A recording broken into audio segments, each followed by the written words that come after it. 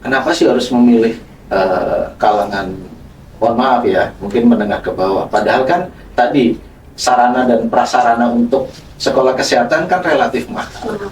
Apa nggak rugi tuh? Jadi PR-nya bukan lagi sekedar makan, tapi lebih kepada bagaimana nih kita mengupgrade skill para pendidiknya, gitu kan?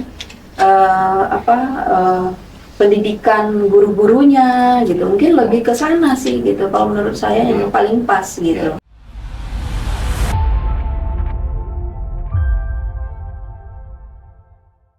Assalamualaikum warahmatullahi wabarakatuh. Jumpa lagi dengan saya Dwi di podcast Universitas Nusa Bangsa, Kampus Merah Putih, Nusa Bangsa Solusi.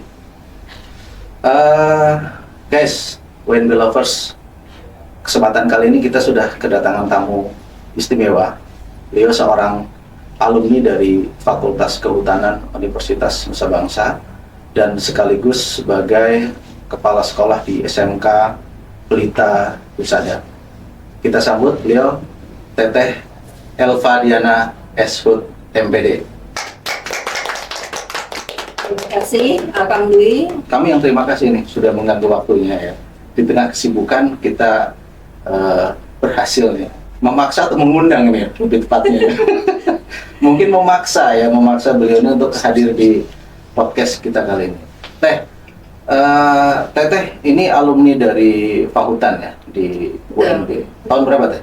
Angkatan 97. 97. Saya lulus 2001. Lulus 2001. Betul. Kemudian setelah itu melanjutkan pendidikan di Melanjutkan S2 di tempat lain. Di tempat lain ya. Ya. Oke. SMK Pelita Husada. Bisa cerita Teh? Awalnya mungkin dunia pendidikan ini menarik buat saya. Menarik. Karena awalnya itu saya bergabung di dunia kesehatan sih sebetulnya. Kesehatan ya. Dunia kesehatan karena saya memanajemen ada beberapa klinik. Kemudian saya masuk ke dunia pendidikan, mengajar. Ada dua sisi mungkin yang berbeda. Ketika di klinik kita bertemu dengan orang-orang yang sakit. Yang mungkin pasien ketika datang pagi itu tidak mandi pagi gitu kan, dalam keadaan yang kotor gitu. Tapi di dunia pendidikan pasti bertemu dengan orang-orang yang sehat, minimal mandi pagi untuk siswa kita. Itu mungkin yang membuat saya menarik untuk terjun di dunia pendidikan. Jadi awal mula karir sebenarnya di dunia kesehatan. Ada klinik, itu klinik apakah memang klinik semacam kayak klinik 24 jam atau klinik kecantikan gitu? Klinik 24 jam. 24 jam, ya, seperti itu ya. Tapi kan dengan latar belakang sarjana kehutanan kan nggak nyambung sebenarnya. Betul. Gimana tuh ceritanya sebenarnya? Menarik sih ya, karena dulu malah saya turun di awal itu di kimia farma. Itu saya juga di bagian lab itu di awalnya untuk medical representative awalnya malah. MR, ya. Jadi itu juga terjun ke sekolah-sekolah untuk menawarkan beberapa sekolah mau nggak untuk pemeriksaan narkotes gitu. Jadi siswa masuk itu dites dulu dia narkotes atau tidak gitu, terlibat narkoba atau tidak gitu. Jadi itulah yang saya ajukan ke sekolah-sekolah. Jadi memang secara tidak langsung di dunia kesehatan tapi berhubungan dengan dunia pendidikan juga. Betul, itu awal karir saya. Awalnya dari situ. Kemudian tadi kan kalau di klinik ketemu dengan orang yang sakit, mungkin kondisinya awut-awutan, nggak jelas gitu ya. Nah kemudian sampai dengan dunia pendidikan itu gimana ceritanya? Akhirnya memutuskan ke situ gitu. Awal terjun di dunia pendidikan itu di tahun 2005. Saya dipinang oleh salah satu kepala sekolah untuk mengajar di sana. Kebetulan saya lulus AKPA 4 dari salah satu universitas di Bogor. Karena memang saya ingin masuk di dunia pendidikan, jadi saya ya sudah lanjut AKPA 4. Di Pinang, saya mulai mengajar di sana di 2005, tahun ajaran 2005-2006. Saya mengajar itu mata pelajaran awalnya IPA, kemudian ke pendidikan lingkungan hidup. Nah makanya S2-nya saya ambil pendidikan lingkungan hidup. Gitu. Jadi maksudnya biar linear saja. Nah, itu awalnya mengajar. Setelah 10 tahun mungkin bergabung di salah satu SMK di Kota Bogor, mulai terpikir oleh saya, karena di klinik itu agak sulit gitu kan, sulit gimana nih? Maksudnya, sorry, tadi kan dari klinik nih ya, klinik kemudian tahun 2005 bergabung dengan sekolah. Ya, tapi kliniknya tetap berjalan. Oh, tetap berjalan sambil tetap berjalan. Yang utama kliniknya atau ngajarnya berarti? Ngajarnya. Saya lebih lebih respect dengan mengajar sih sebenarnya. Oke, gitu. ya. Terus gimana? Nah, setelah mengajar, kemudian terbersit di pikiran saya karena sulit mencari analis kesehatan untuk tenaga teknis di laboratorium ini. Terpikir untuk kayaknya punya sekolah kesehatan menarik juga gitu. Oke. Nah, itulah awal diskus saya dengan keluarga besar. Kemudian kami mulai merekrut untuk penerimaan staf dan lain sebagainya. Itu dimulai dari tahun 2009. Jadi baru mulai berjalan itu 2011. 2011 baru mulai berjalan start untuk SMK Kesehatan. SMK Kesehatan. Iya. Nah, gini, kemudian tadi kan tahun 2011 berjalan ya. Iya. Berarti dari yang sekolah lama out. Dari sekolah lama itu saya sempat beberapa tahun tidak diberi kesempatan untuk keluar malah. Oh gitu. iya. Karena dengan alasan kepala sekolah belum tentu kompetensinya sama. Gitu. Itu awal mula kepala sekolah keberatan gitu saya keluar. Iya. Tapi beberapa tahun kemudian ya tetap saya putuskan untuk keluar karena saya ingin fokus di sekolah saya. Tapi waktu itu bukan sekolah mungkin yang bidang kesehatan, bukan ya? Umum malah. Umum ya? SMA atau? SMK juga. SMK juga, oke. Cuma mungkin kompetensi keahliannya ada akuntansi, ada pemasaran. Oke. Nah, tadi menarik juga ya, dengan latar belakang pernah berkiprah di dunia kesehatan, kemudian dunia pendidikan. Kepikiran di dunia kesehatan nyari analis. Apa tadi? Kimia? Analis kesehatan kok susah ya? Betul. Pada akhirnya memutuskan untuk mendirikan sekolah sendiri. Tentu dengan persetujuan dari keluarga besar. Nah, bisa diceritakan nggak Teh? Maksudnya setidaknya proses menuju ke sana tuh gimana sih gitu? Kalau keluarga besar sebenarnya support saja gitu, karena basically memang kebanyakan di pendidikan. Jadi ketika memang terjun ke dunia pendidikan ini mungkin supportnya malah luar biasa gitu ya. Oke, gitu. Dengan pandangan bahwa kita di klinik itu sulit mencari tenaga teknis yang memiliki empati gitu terhadap pasien. Karena pada umumnya kan kalau image sekolah kesehatan itu kan mahal kan. Iya. Betul. Pokoknya ketika orang bertanya sekolah di mana, di SMK Kesehatan, pasti orang mikir mahal ya. Nah pasti itu. Iya. Nah itulah di awal saya sampaikan kepada keluarga, sekolah ini nanti berdiri tapi untuk menengah ke bawah. Itu dalam artian sosialnya yang lebih kita tonjolkan, bukan dari bisnisnya, gitu kan. Oke. Berarti tadi kan latar belakang dari keluarga yang mungkin bisa dibilang tidak mampu. Kemudian akan direkrut menjadi tenaga menengah di bidang analis kesehatan.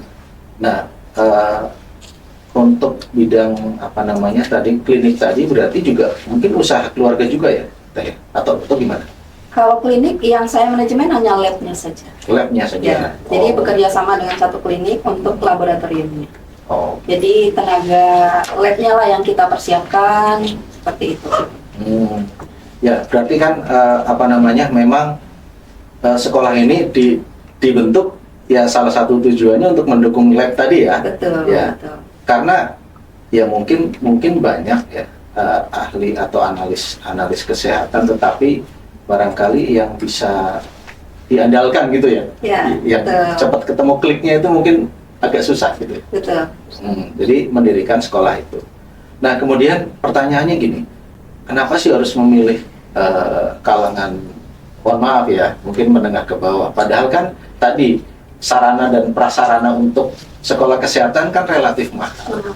Apa nggak rugi tuh Nah, seperti apa nih? Ini yang menarik nih. Gimana nih tadi? Sebenarnya menjadi guru, menjadi tenaga kesehatan atau apapun itu profesinya itu kan kembali ke hati masing-masing ya kan. Namun di awalnya dulu saya tertarik untuk membuka sekolah kesehatan ini. Memang kita melihat bahwa empati anak-anak zaman sekarang itu kurang gitu. Bahkan mungkin kalau kita bertanya saja, kita tanya A, jawabnya juga pendek gitu kan. Kalau anak-anak sekarang kita tanya dari mana, situ gitu kan. Beda dengan kita generasi dulu gitu. Kalau ketika bertemu orang lain mungkin ditanya dari mana, oh iya Bu, saya dari sana gitu. Jadi dilengkapi gitu, adabnya ada gitu kan. Kalau anak sekarang itu mungkin yang kurang gitu kita rasakan gitu. Nah, melihat dari sisi ini, rasa empati yang kurang ini terbersihlah bagaimana kita menciptakan karakter-karakter anak yang bagus. Bahkan mungkin di sekolah saya itu ada satu karakter yang tercipta memang bagaimana adab junior bertemu senior gitu. Nah, itu kita ciptakan gitu. Kemudian ada salam-salam tertentu gitu yang disampaikan, baik itu ketika masuk ruangan. Kemudian satu lagi bahasa yang sangat lazim mungkin di sekolah saya yaitu mohon izin. Nah, itu harus menjadi satu ciri khas gitu di sekolah yang harus diucapkan oleh seluruh peserta didik. Gitu. Itu kewajiban ya? Iya, jadi itu karakter. Nah, pembentukan karakter. Tapi gini, pertanyaan yang tadi nih, apa nggak rugi tuh? Gimana jawabnya nih? Kalau berbicara untung dan rugi, ya kembali lagi gitu kan. Ketika kita melihat anak didik kita ini berhasil, terus datang ke sekolah, orang tuanya terutama, Bu, alhamdulillah anak saya sudah bekerja di sini, alhamdulillah ke upgrade ekonomi saya gitu. Itu satu hal mungkin yang tidak bisa dibayar dengan uang. Ya, tapi gini, walaupun memang ini ada unsur sosialnya cukup tinggi ya barangkali, bukan ke arah keuntungan. Betul. Gitu. Apakah di situ semuanya dibebaskan dari biaya atau ada sebagian yang memang mungkin bahasanya diperkenankan membayar atau diwajibkan membayar itu? Kalau untuk kompetensi keahlian teknologi laboratorium medis, ini ada SPP, ada uang praktek, ada memang gitu. Tapi untuk jurusan yang retail ini free, semuanya free. Oh gitu. Alasannya karena memang peralatan yang mahal atau gimana itu? Ya, kalau untuk TLM seperti jarum suntik kan kita tidak bisa beberapa kali pakai kan? Iya, sekali pakai. Nah, itu kan semuanya sekali pakai. Gitu. Tapi kita mengupayakan untuk praktikum memang real gitu, sesuai kompetensi anak. Jadi tidak ada ibaratnya praktikumnya yang praktikum via Zoom itu tidak ada. Jadi memang gitu. Full dilaksanakan di sekolah. Full, benar-benar praktikum physically ya. Oke. Berarti yang masih penasaran ini ya, karena ini sifatnya sosial, tentu harus ada pengorbanan tertentu lah ya dari ini yayasan ya Teh ya, dari yayasan untuk bisa menyelenggarakan sekolah ini tetap ada, tetap beroperasi. Betul. Nah, apakah dengan sistem mungkin yang tadi TLM ya? Ya. TLM itu kan membayar. Betul. Apakah bisa cukup mensubsidi silang ke jurusan-jurusan lain? Nah, itulah yang kita lakukan selama ini gitu kan. Jadi untuk mengcover biaya yang jurusan yang lain, nah itu kita subsidi silang dari TLM. Kemudian juga kita mengupayakan tahun ini itu ada kelas jarak jauh untuk yang retail. Gitu. Kelas jarak jauh. Ya. Tapi ya masih penasaran nih sebenarnya. Tapi emang cukup ya? Alhamdulillah sampai hari ini masih berjalan dan boleh ditanya mungkin kepada seluruh staf-staf saya. Sampai hari ini Allah masih memberikan rezeki yang luar biasa gitu ya.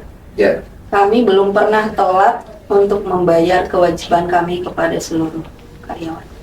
Oh, ada berapa karyawan kalau boleh di-spill ya kira-kira gitu? Kurang lebih staf dan lain-lainnya itu 18 kalau yang tetap ya. 18. Yang ada di sekolah. Okay. Dengan Wow. guru. dari tahun 2000 berapa tadi? 11. 11. 11 sampai dengan sekarang berarti 13 tahun. Ya. Wow ya, hebat ya. Ya paling tidak gini, yang saya garis bawahi adalah bahwa mengelola pendidikan kan tidak mudah. Pasti banyak tantangan gitu. Tapi yang mungkin kunci utama kan harus pakai duit. Tapi ternyata bisa tuh ya, nggak mikirin keuntungan itu. Atau jangan-jangan memang ada donatur ya? Sampai hari ini masih banyak di cover yayasan. Di cover yayasan? Iya, donatur terbesar masih yayasan. Iya. Ya, ini mungkin bisa menjadi apa ya, inspirasi buat semua ya, bahwa ternyata tanpa dengan mencari untung pun jalan selalu ada. Insya Allah. Gitu ya. Nah, mungkin gini Teh, kalau bicara tentang dunia pendidikan ini kan ya sangat menarik karena ya menariknya gini, kita menghadapi anak-anak yang dari usia misalnya belasan gitu ya, kemudian kita mengantarkan sampai dengan menuju usia dewasa gitu ya. Ya tentu banyak yang kita temui, suka duka gitu ya.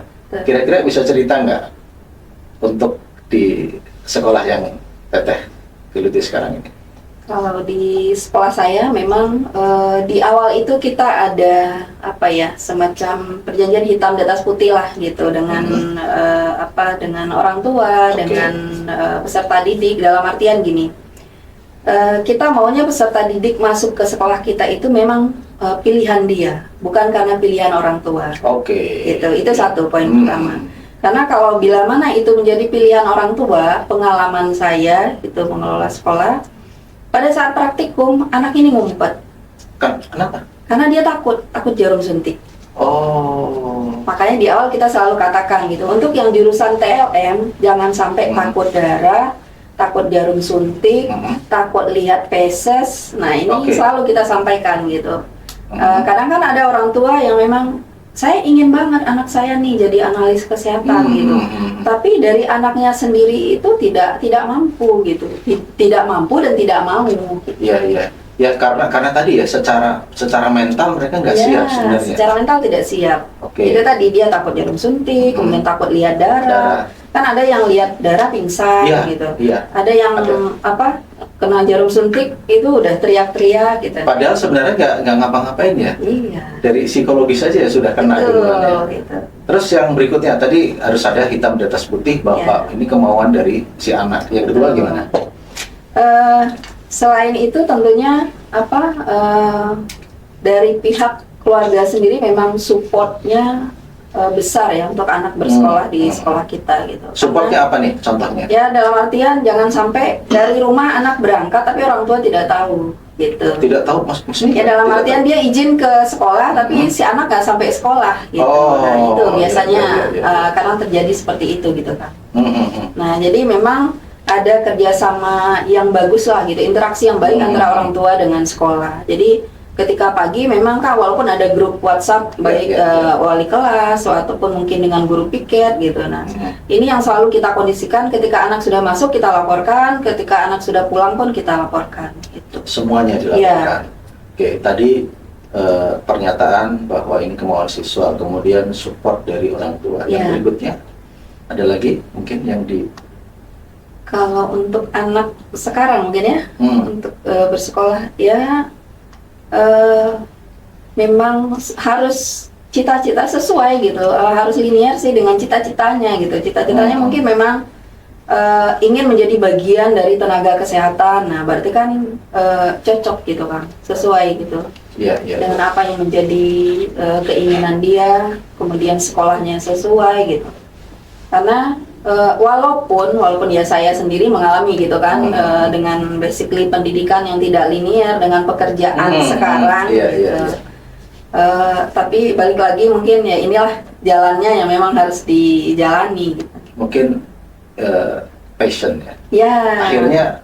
Akhirnya ketemu juga walaupun secara background pendidikan nggak nyambung. Betul. Tapi ternyata hatinya di situ. Betul. Gitu ya.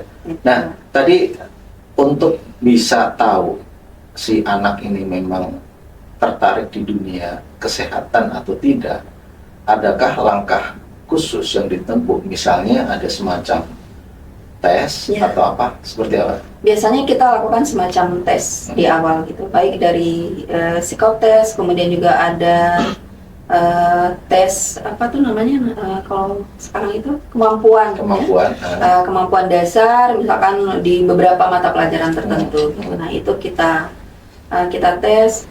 Nanti kita akan tahu, oh anak ini spesifiknya lebih ke mapel mana nih. Oh, gitu. Seperti itu.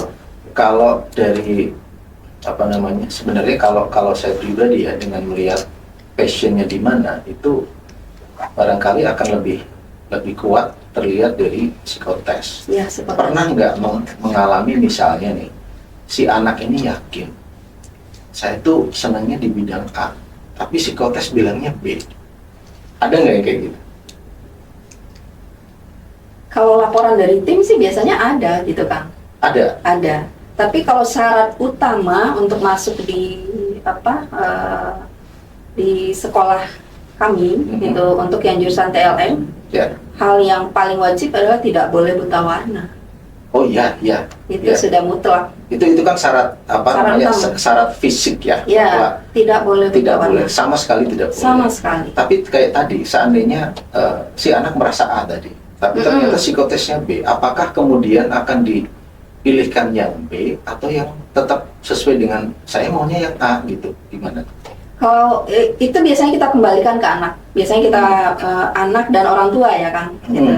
Kita tetap mempertemukan gitu dan kita sampaikan dari hasil tesnya seperti ini, dari hasil tes psikologisnya seperti ini gitu. Nah sekarang kembali ke anak-anak, mau teruskah untuk di dunia di analis kesehatan ini atau mungkin akan memilih kompetensi yang lain. Oh gitu.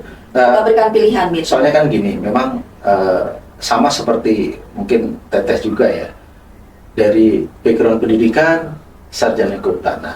Betul. Kemudian adalah pendidikan setelah itu kan. Betul. Tapi ternyata ya memang sih sekarang di pendidikan S2-nya gitu ya. Betul. Seringkali Teh, kita itu pada saat awal kita melangkah, kita itu masih ya asal melangkah gitu ya. Dan passion itu akan muncul dengan sendirinya, sehingga bisa dibilang passion itu terkadang dia tertutup oleh kondisi-kondisi yang lain, sehingga itu tidak muncul. Dan munculnya pada saat dilakukan namanya psikotest. Yeah. Nah, psikotest kan sebenarnya menilai seperti apa sih si seseorang itu kan gitu. Nah, apakah kemudian tidak dipilihkan, udah deh rekomendasinya yang psikotes aja gitu, atau gimana? Biasanya ini kan terkait dengan guru bimbingan dan konseling juga ya Kang, di sekolah gitu. Kita biasanya lebih ayo Bu, ini prioritasnya lebih kemana nih? Lebih ke passion anaknya atau sesuai dengan nilai kompetensi dasarnya aja gitu. Nah, biasanya ada rekomendasi dari guru BK tersebut gitu. Jadi pada akhirnya nanti yang terkuat adalah rekomendasi dari guru BK. Iya. Mau seperti apa? Iya. Nanti kan dilihat dari hasil tes tadi gitu.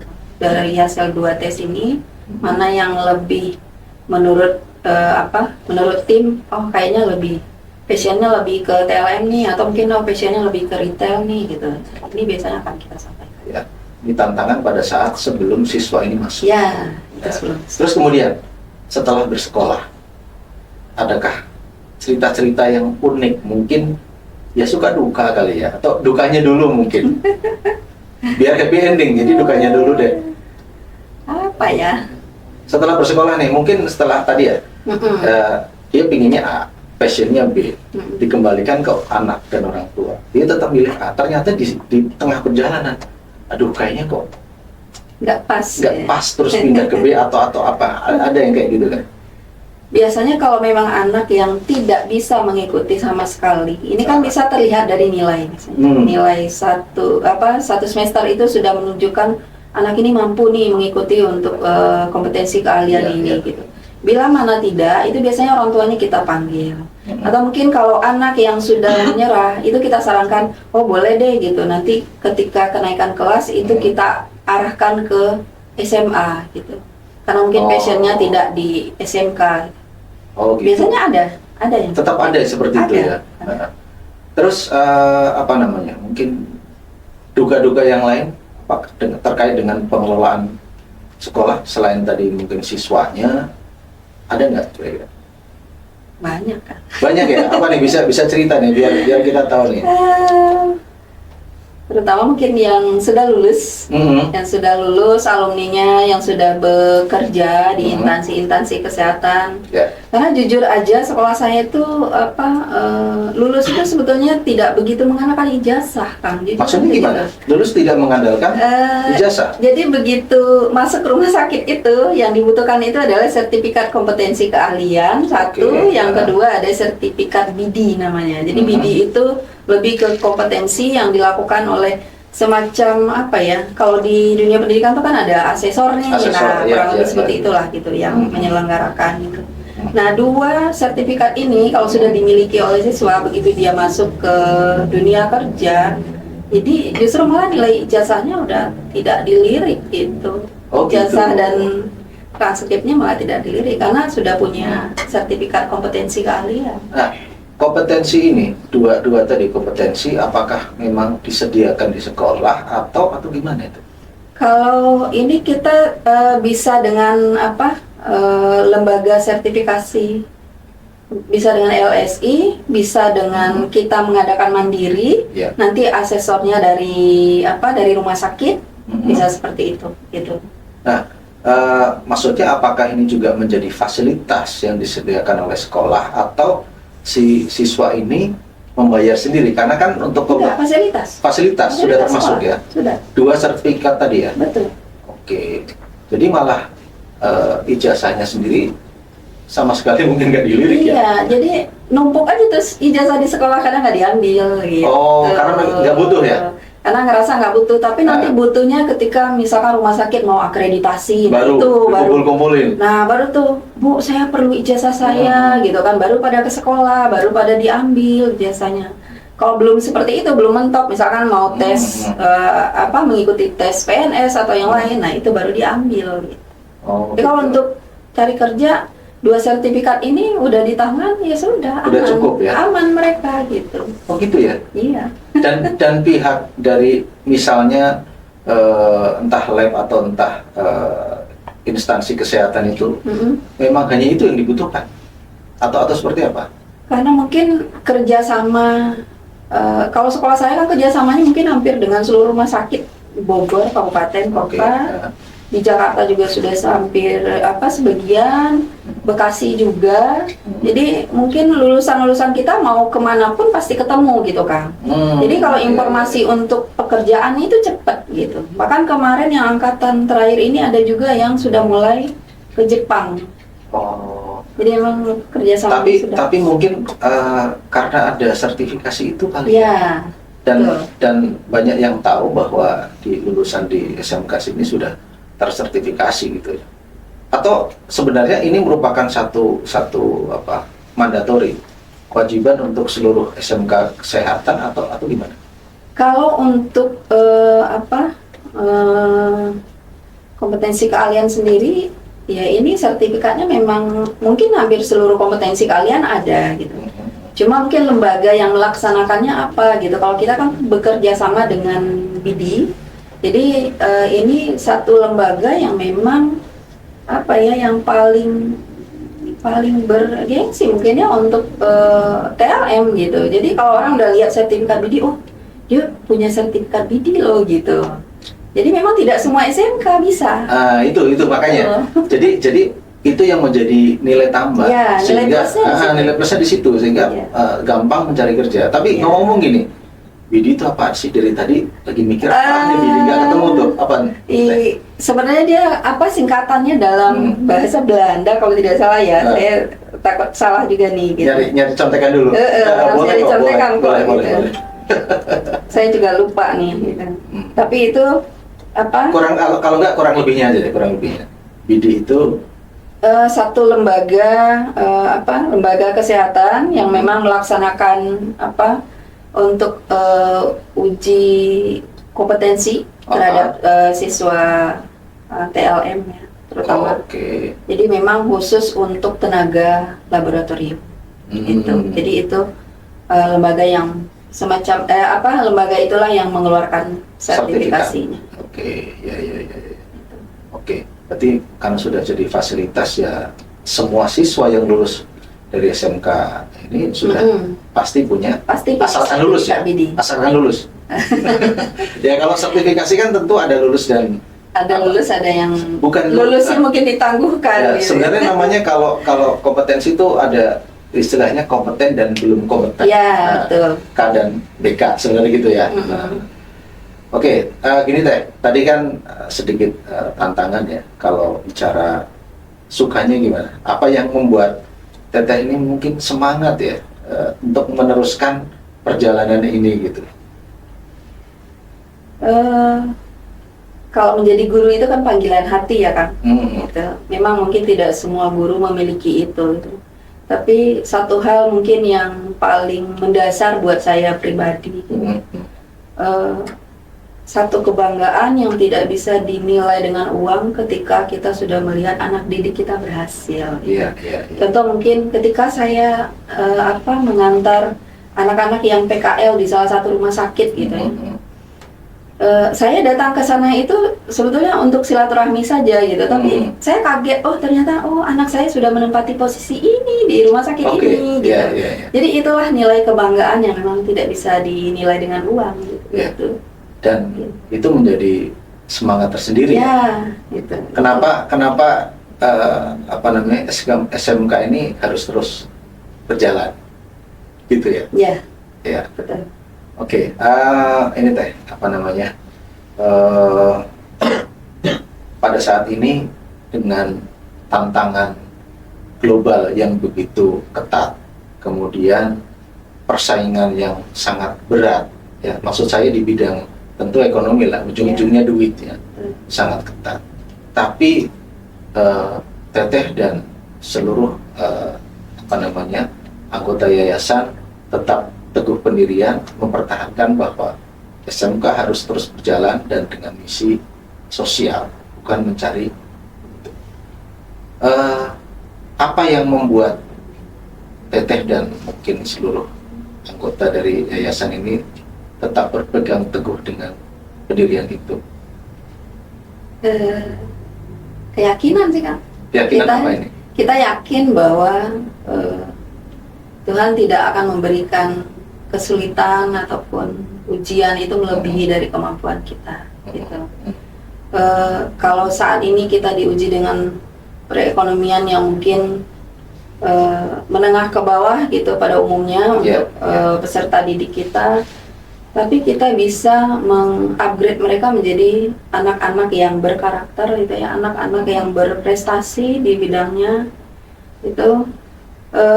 Toh pada akhirnya ketika anak-anak ini berhasil, orang tua sendiri pun mengakui dengan dengan fasilitas di sekolah yang sudah terstandar oleh yayasan. Jadi buat saya sebenarnya bukan lagi menjadi halangan gitu untuk anak-anak menengah ke bawah untuk tidak bersekolah.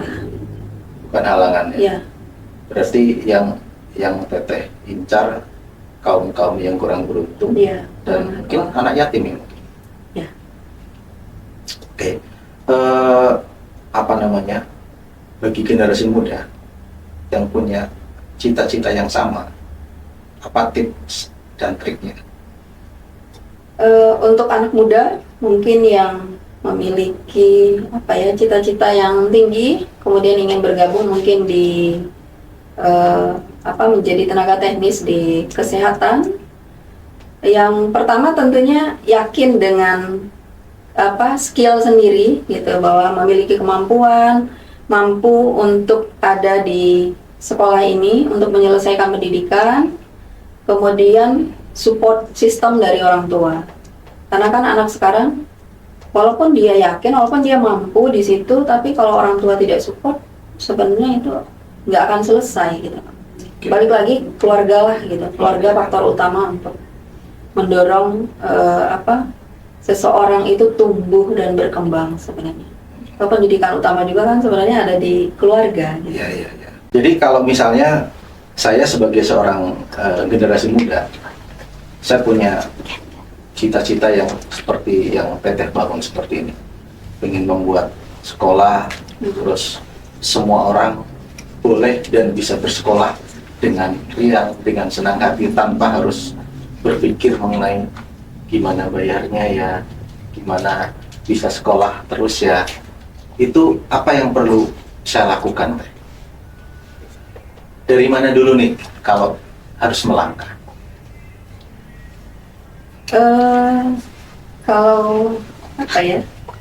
Kalau saya pribadi mungkin di awal mindset saya untuk punya sekolah ini sebenarnya awalnya mimpi gitu, Kang. Oke. Nggak terpikir saya akan terjun di dunia pendidikan sejauh ini gitu ya, mengelola satu lembaga pendidikan, kemudian waktu itu juga beberapa klinik yang labnya di bawah manajemen saya gitu. Ini buat saya sebenarnya surprise gitu, dalam artian karir itu ternyata berkembang ketika kita menekuni, kemudian kita konsisten. Oke. Gitu, tekun dan konsisten. Tekun dan konsisten. Ya, balik lagi bagaimana kita mendisiplinkan diri kita bahwa saya dunia ini tuh memang harus saya tekuni. Gitu. Oke. Kemudian kalau kita tekun berarti kan harus konsisten dong gitu. Kita konsisten hari demi hari. Apa yang menjadi goals kita di ujung kan harus tercapai gitu kan. Ya, ketika kita bertekad bahwa sekolah ini harus berjalan, sekolah ini harus menghasilkan anak-anak didik yang berpotensi, kemudian kompeten di bidangnya, diakui oleh rumah sakit, diakui oleh instansi kesehatan lainnya. Nah, ini kan sebetulnya memang tidak mudah gitu. Tapi ketika saya coba, saya tekuni, saya konsisten, saya disiplin sekian tahun ini, ternyata hasilnya anak-anak didik saya di luar biasa gitu. Bahkan diapresiasi beberapa rumah sakit itu, kita kalau lulusan pelita usahanya oke gitu. Jadi sampai seperti itu. Bahkan saya ada ditelepon oleh pihak rumah sakit, Bu, bisa nggak anak ini nanti di saya ya. Jadi ketika anak-anak itu PKL itu sudah di-keep gitu, Kang. Gitu. Jadi jangan sampai diambil oleh pihak lain. Iya, betul. Gitu. Nah, tadi menarik ya, ada satu pernyataan bahwa ketika memulai sesuatu harus dengan tekun dan kemudian konsisten. Tekun dan konsisten. Cuman gini nih Teh, ini kan kata tekun dan konsisten kan gampang ya. Cuma kan dalam melakukan tidak semudah itu tuh. Jadi maksud saya gini, sebagai seorang generasi muda, tentu dengan tekanan bahwa kamu harus setelah lulus sekolah harus kerja loh, misalnya. Ini di bidang apapun ya, di bidang apapun nih. Kebetulan Teteh kan di SMK Kesehatan. Terus saya tuh pingin bikin sekolah kayak gitu. Sementara saya juga harus menghidupi diri sendiri dan bahkan mungkin ke keluarga gitu. Itu kira-kira dalam rangka menjaga menjaga cita-cita sembari suatu saat nanti kita punya kesempatan untuk itu gimana? Kan tidak mudah loh ya menjaga cita-cita, itu gimana? Betul. Kalau saya pribadi ya jujur saja selama ini ya saya jalani gitu. Support terbesar kan memang keluarga besar. Balik lagi dengan support sistem yang memang berjalan, kemudian yang tidak hanya ibaratnya ketika kita mengalami benturan di sekolah, kan permasalahan sekolah itu sebenarnya banyak. Ketika kita mengalami benturan, kita punya tempat nih gitu, kita punya wadah untuk mengadu gitu. Nah kalau sekolah kan pasti yang paling utama dihubungi adalah kan yayasan gitu. Sekolah mengalami ini. Nah ketika kita support sistem itu berjalan dengan baik, ya insya Allah komunikasi baik, bisa kita selesaikan dengan baik, ya semuanya akan stabil. Jadi sebenarnya selain dari diri sendiri yang harus tadi konsisten dan tekun, supporting system ini juga sangat penting. Ya, yang dalam hal ini mungkin keluarga dan ya rekan sejawat ya, seperti itu ya. Komunikasinya harus jalan, itu sih harus jalan, yang paling penting gitu. Karena kalau komunikasi, walaupun timnya mungkin solid, hebat, tapi kalau komunikasinya mandek, contoh misalkan ada instruksi yang disampaikan oleh pimpinan, tapi instruksi itu tidak sampai ke bawahan gitu, karena apa ya, komunikasinya ini tadi yang tidak dua arah gitu. Nah ini juga tidak akan berjalan. Oke. Nah alhamdulillah di sekolah memang saya ciptakan bagaimana kekeluargaannya yang satu sama lain tuh dekat. Bahkan mungkin ketika jam-jam makan siang kita selalu bareng di satu meja gitu. Oke. Jadi tidak ada perbedaan antara saya sebagai pimpinan dengan Anak buah ya, misalnya, itu gampangnya, ya. tidak ada perbedaan. Jadi kita makan di meja yang sama. Oke, Teh, Indonesia ini kan sudah merdeka berapa? 79 tahun. Kalau Teteh melihat dunia pendidikan di Indonesia, apa yang Teteh lihat saat ini? Kalau dari kacamata saya sebagai pimpinan di satu lembaga gitu ya, lembaga pendidikan, kalau melihat secara skill anak-anak gitu ya, dengan kurikulum yang baru, memang ada hal yang menggelitik sih gitu dengan ada kegiatan P5 yang dilaksanakan gitu kan. Contoh ketika pembuatan produk misalkan. Ketika pembuatan produk, cenderung anak-anak sekarang itu bukan mereka yang membuat, tapi orang tuanya yang mengkondisikan, gitu. Oke. Nah, nanti ketika ditanya, bagus ya, kita tentunya excited dong ketika bertanya. Ketika produknya sudah jadi, misalkan makanan, oh iya, ini kamu bikin makanan ini kok beda ya dari yang lain. Oh saya nggak tahu Bu, ini kan mama saya yang bikin. Nah jadi excited kita yang awalnya berharap, oh iya saya pakai bahannya, kelompok kami pakai bahannya ini Bu gitu. Nah kita sudah excited mendengarkan cerita mereka, ternyata jawabannya itu tidak sesuai dengan harapan guru sebenarnya. Gitu. Gini Teh, tadi sorry P5 apa P5 itu apa? Pendidikan profil Pancasila. Pendidikan profil Pancasila. Itu P5. Ya, terus, pendidikan pelajar profil Pancasila. Nah, tadi kan ada yang tidak sesuai dengan ekspektasi. Ya, sudah dipuji habis-habisan, ternyata yang ngerjain orang tua. Ya. Tapi gini Teh, mungkin sekedar sharing aja nih. Kebetulan anak saya kan waktu SD di sekolah alam. Ya. Itu ada satu kegiatan yang namanya PWP. Project with Parents. Itu memang sengaja. Ya. Itu ya. Nah, ya, betul. Apakah di dunia pendidikan di Indonesia sekarang ini tidak mengenal itu ya? Atau hanya ya udah siswa aja gitu? Selain di sekolah alam tentunya. Sebenarnya ada. Ada ya? Ada. Itu kan semacam kolaborasi ya. Gitu. Kalau di dunia kesehatan pun sebenarnya kita di sekolah sama gitu. Ketika anak melakukan uji kompetensi keahlian itu sebenarnya sudah gabungan antara IT, guru digital, kemudian guru kompetensi keahlian. Jadi sudah melakukan kolaborasi sebenarnya gitu. Ada ya? Nah, begitupun sebetulnya dengan produk yang memang perlu dibantu orang tua, terutama mungkin untuk pendidikan menengah ke bawah gitu ya, mau anak TK, anak SD. Nah ini mungkin sampai SMP itu kan masih perlu memang project by parent gitu. Tapi kalau untuk tingkat menengah atas, nah ini cenderung memang bagaimana kita melihat kemandirian peserta didik dalam menciptakan produk-produk tertentu. Oh, berarti lebih ke bagaimana mereka sudah mulai dibentuk sebagai sosok yang mandiri. Dalam menyelesaikan permasalahan. Betul. Gitu ya.